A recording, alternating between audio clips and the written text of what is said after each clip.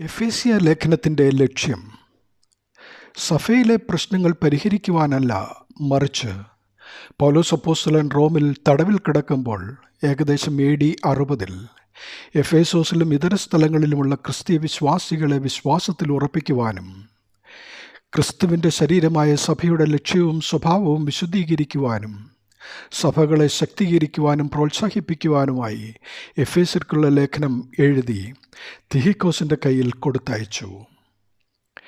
ലേഖനത്തിൻ്റെ 1:1 എഫേസോസിലുള്ള എന്ന വാക്കുകൾ ബ്രാക്കറ്റിൽ ചേർത്തിരിക്കുന്നതിനാൽ എഫേസോസിലുള്ളവർക്ക് മാത്രമല്ല, അനേകം സഭകളെ ഉദ്ദേശിച്ചെഴുതിയ ലേഖനമാണിതെന്നും വ്യക്തമാകുന്നു. അതുപോലെ കൊലോസ്യർ 4:16 സൂചിപ്പിക്കുന്ന ലവോദിക്യ ലേഖനം ഇതുതന്നെയാണെന്ന് അനേകർ വിശ്വസിക്കുന്നു.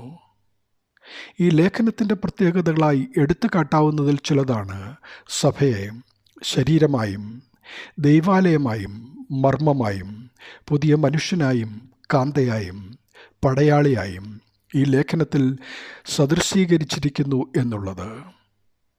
ക്രിസ്തുവിൻ്റെ ശരീരമായ കെട്ടിടം പണിയപ്പെടുക എന്നത് ഇതിലെ മർമ്മപദവും എഫേസ്യർ 6 മർമ്മപ്രധാനമായ അധ്യായവും എഫേസ്യർ 2:8 മുതൽ 10 വരെയും 4:1 മുതൽ 3 വരെയുള്ള വാക്യങ്ങളും മർമ്മവാക്യങ്ങളായും പൗലോസ്, തിഹിക്കോസ് എന്നിവർ ലേഖനത്തിൻ്റെ പ്രധാന വ്യക്തികളുമാണ്.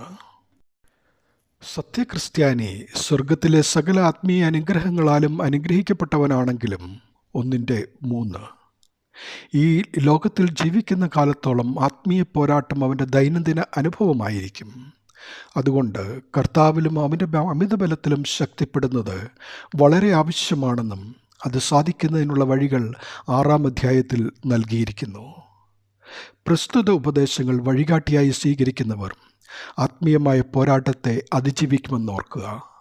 ദൈവനാമം മഹത്വപ്പെടട്ടെ. ആമേൻ.